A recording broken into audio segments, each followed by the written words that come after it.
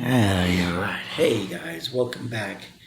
So, just an interesting take on the whole Terry Crews, um, Don Lemon interview. Um, I think what they fail to recognize out there is that there's kind of like a urban genocide going on. It's and it's rapidly becoming, um, I guess, more more so than ever, swept under the rug. I don't want to say that because that's not a good way to put it, but it's being blatant. The how they're ignoring it on in the mass media. I want to say all media because local media is different than national media. National media wants to kind of make platitudes and you know they want to overstate government or state interventions, or and in this case, they want to put a blame on systemic racism or some.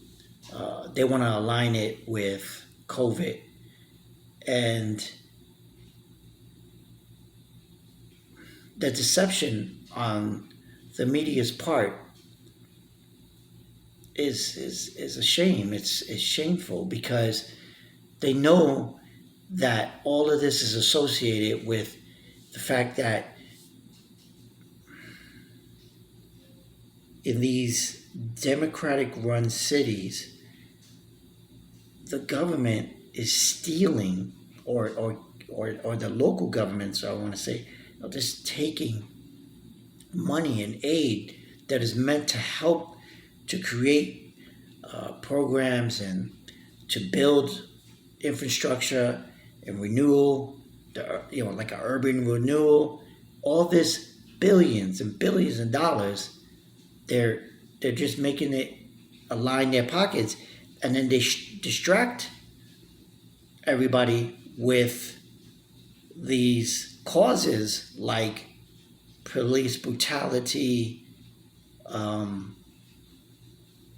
systemic racism, oppression. I mean, it's all a game.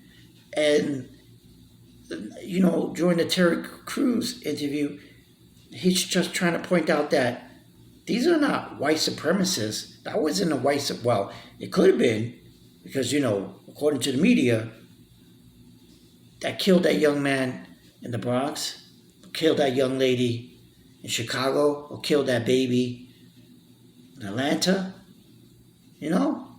I mean, they always want to make it about an oppression or a tyrant.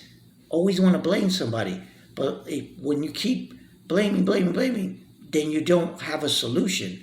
And Terry Crews was offering a solution, and Don Lemon, in his typical, snarky, elitist way, challenged him on it, and it was like, dude, what are you doing on your throne? Like, this dude needs a coming to Jesus moment, because he's so arrogant and he's just a bad presence on TV, and he knows it because his smugness comes through in his expressions. The things he says he don't really believe, and it's all scripted. And so, if you watch Don Lemon and you like his show, unfortunately, you're brain dead. And I don't mean to insult people because I think everyone can be redeemed, but you need to realize that this guy is a clown who puts on a suit, and when the camera yells action, it is like he's a showman. He's no different. I want to tell you, like, if you're not a Trump fan, he's no different than Trump. He's actually worse than Trump because he's a black man. He's a gay black man who should be looking for solutions instead of blame. And watch his show. It's always blaming somebody, blaming this, blaming that. Let's come up with solutions to stop this genocide. It's to me, if you look at the statistical numbers, it's like only young black and Hispanic men are dying. On the end, on the other end of the killing is another young black or Hispanic man, and it's black on black crime, black on color crime, and it's just no one. Everyone is knowing that, and they're pointing at the blame, at the structural, systemic, all these words that are all platitudes. They don't mean nothing. They don't do anything, and so, again, I think Terry Crews went on there and tried to come up with solutions and explain, and he got, sidetracked with this partisan hack that Don Lemonhead is, and he's just a terrible person, and he shouldn't have a news. I don't know why CNN. It just shows you how bad CNN has sunken to let this guy still have his show. But anyway, those are just my viewpoints. I don't, I think everyone should have their own viewpoint. If you want to share it, you can make comments. I mean, look, we live in times where, with this cancel culture and everyone willing to, dig up the past to somehow affect people's present or their future, they think it's a game until, it's turned around on them. And then all of a sudden they become defensive. And you see this with celebrities because everyone has a start and everyone has a finish. And in between there's a lot of gray. So we can't be a black and white world. We have to remember between the start and the finish, there's a lot that happens in between there.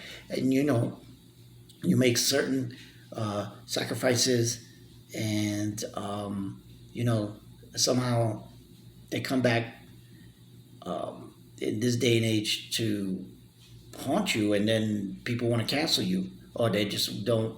They want you to suffer the consequences for something you did 10, 20 years ago, which is, obviously, it's like the tearing down of the statues, which I don't care because I don't believe we should have statues. I don't care about statues. They're to me, they're kind of pointless. The Statue of Liberty is probably the only statue that really means something. The rest are just, why are we paying homage to anybody? I mean, we shouldn't pay homage to people. They're just, for doing the right thing, you shouldn't deserve a statue or a library named after you. All these presidents do that. They have libraries and buildings named after them. And they should take away these foundations, the Obama Foundation, the Clinton Foundation, the Nixon Heritage, the Reagan Library, all of that stuff. If we're going to get rid of one thing, let's get rid of all of it. You know what I mean? Let's just get rid of all of it. And this way, in the future, when the future generation, 100 years from now, say, oh, what's the name of that bridge? Instead of saying it's the George Washington Bridge, it's just say it's the New Jersey-New York Bridge, something like that. How's that sound? All right. Okay, does that sound better? All right, you let me know what you think. And then anyway, I'm going to cut this video. Leave your comments. I'll make more when I have time. Peace out, people. Be good.